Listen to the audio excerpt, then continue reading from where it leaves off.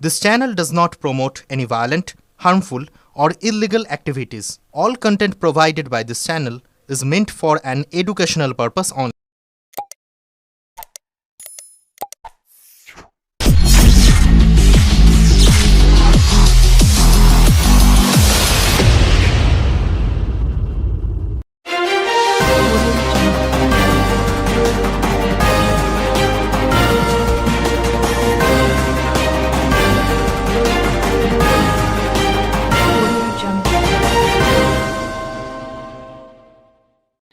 ডাক্তারবাবু থাকছেন না, তাই সময়ের আগেই বেসরকারি নার্সিংহোমে অস্ত্রোপচার।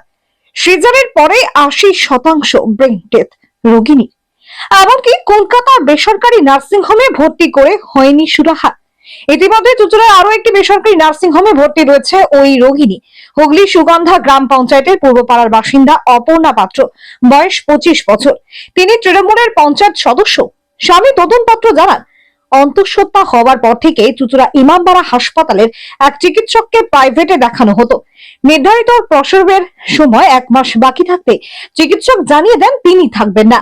তাই তার কথা মতোই চুঁচুড়া হাসপাতালে রোডের একটি বেসরকারি নার্সিংহোমে ভর্তি করে তার সিজার করা হয়। গত ৬ জানুয়ারি অপর্ণা সিজার করেন। চিকিৎসক একটি কন্যা সন্তানের জন্ম দেওয়ার পর কোমায় চলে যান প্রসূতি। তার জ্ঞান ফেরেনি। পরিস্থিতি বেগতিক বুঝে তাকে কলকাতা অ্যাপোলো হাসপাতালে পাঠিয়ে দেওয়া হয়। সেখানে কয়েকদিন আইসিইউতে ভর্তি রাখার পর চিকিৎসকরা জানিয়ে দেন তার ৮০% ব্রেন ডেথ হয়ে গেছে। চিকিৎসায় সাড়া দিচ্ছেন না তিনি। রোগিনী স্বামী বলেন, হাসপাতালে খরচও অনেক হচ্ছিল, তাই চুঁচুড়া একটি বেসরকারি নার্সিংহোমে ভর্তি করেছে। ইতিমধ্যে রোগীর বাড়ির লোক চুঁচুড়া হাসপাতাল রোডের ওই বেসরকারি নার্সিংহোমের বিরুদ্ধে ভুল চিকিৎসার অভিযোগ তোলেন। এরপরে হুগলি জেলা স্বাস্থ্য আধিকারিকের কাছে একটি লিখিত অভিযোগ জানান। আজ সকালে হুগলি জেলা স্বাস্থ্য আধিকারিক নিজে সশরীরে এসে নার্সিংহোম ইনকোয়ারি করেন এবং তিনি জানান, একজন মা এইভাবে মারা যাবে আমরা কিছুতেই সহ্য করব না।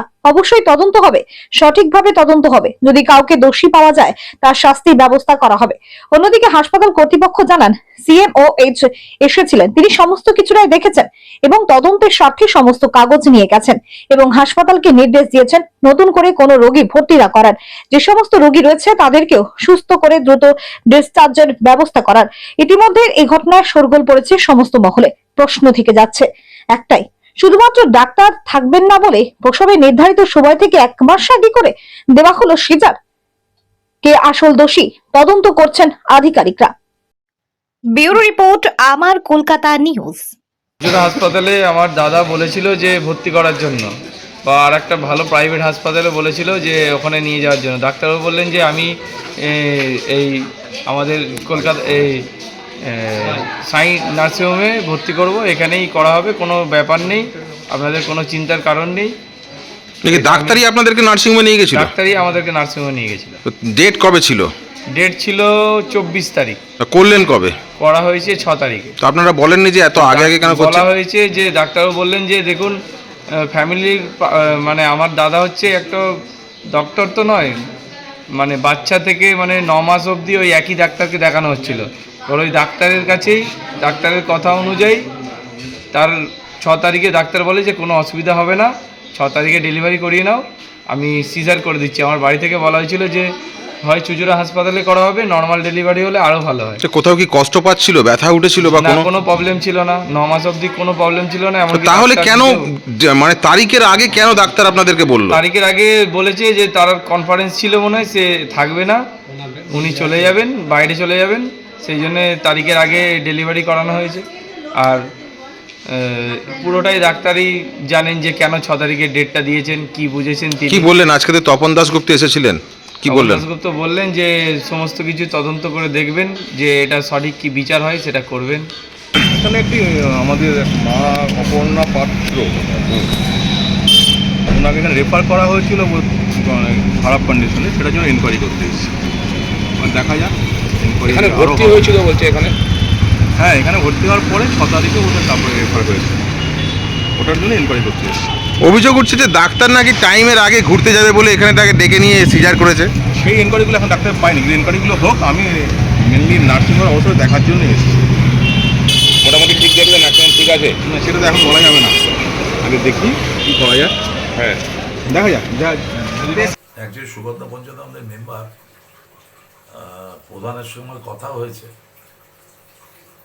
কিন্তু কতগুলো ব্যাপার যে ট্রিটমেন্টটার জন্যই এর এই অবস্থা। এখন অজন্তাতে আছে, ডাক্তার সঙ্গে কথা বললাম, অজন্তার মালিকের সঙ্গে কথা বললাম, ট্রিটমেন্ট ভালো রকম চলছে, অ্যাকচুয়ালি ভেন্টিলেশনে আছে এখন, ঈশ্বর ভরসা।